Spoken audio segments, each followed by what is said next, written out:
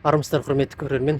Мынау соңғы кезде тағы да бір талқылауға түсіп жатқан осы Ақтаудағы бір оқушы қыздың, қарындасымыздың комиссия келеді деп мектептегі дәретханаларға дәретхана қағаздарын және де қол жуатын сабындарды қойып қоюы, және соны интернет желісіне салғаны үшін былайша айтқан кезде мектептің маскасын шешкен қарындасымызға қазіргі таңда сол жергілікті мектеп тарапынан, класс жетекшілер тарапынан әртүрлі сөздер арқылы, жаңағы жарыстарға жібермеу арқылы қысымдар көрсетіліп жатқаны интернетке таралып жатыр. Маған бүгін айтқан ТЖО-ның сөзі, шешеңе штраф саламыз, жұмыс орнына әкеңе жарыстарға бармайсың, келесі жарысқа кетіп батсың, бармайсың деді маған. Сондай болып кетті, маған сондай обращение жасап отыр. Сынып жетекшім айтқан сөзі, шешеңе сенің ол бал деп отыр, енді не дейсің? Мен қазір жылағым келіп отыр. Мен жылап салатын болсам, сол кезде қызықтың көкесі басылады.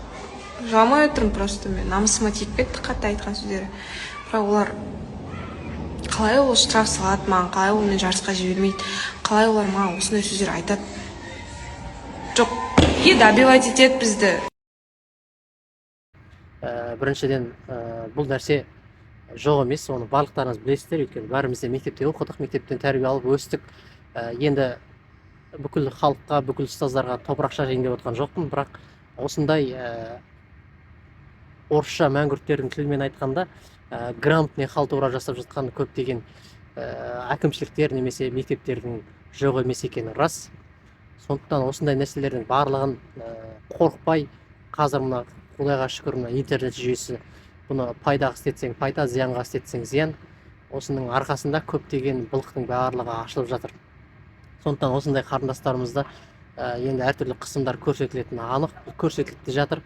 Бізде бір сондай бір нәрсе қалыптасты. Бір адам шындықты айта бастаса, немесе шындықтың бетін әшкерелесе, міндетті түрде оған әртүрлі жағдайда, әртүрлі жерлерден қысымдар көрсетіледі. Бірақ соған қарамастан, әр нәрсені қорықпай, осындай мектеп қабырғасынан бастап өз ойын, өз пікірін, өзінің құқығын қорғап өскен бала болашақта өзге мемлекеттерге жем болмайтындай бір мықты мемлекеттің іргетасын қалайтын керемет бір азамат болып өсетін, тәуелсіз, нағыз тәуелсіз азамат болып өсетіні айдан анық. Сондықтан құрметті ата-аналар, жалпы жоғарғы оқу қабырғаларында немесе мектептерде осындай олқылықтар, шикіліктер болып жатса, міндетті түрде оның барлығын жасырып қоймай, және де жаңағы параны бергенде парақор, алғанда парақор демекші, бұндай нәрсеге үндемей қарауға болмайды. Және де осындай шындықты айтқан азаматтарға біз қолдау білдіруіміз керек. Өйткені бұл қолдау, сіздер ойлайсыздар, интернетте отырып, анан айтқаннан, мынаны айтқаннан не толқы деп ойлауларыңыз мүмкін.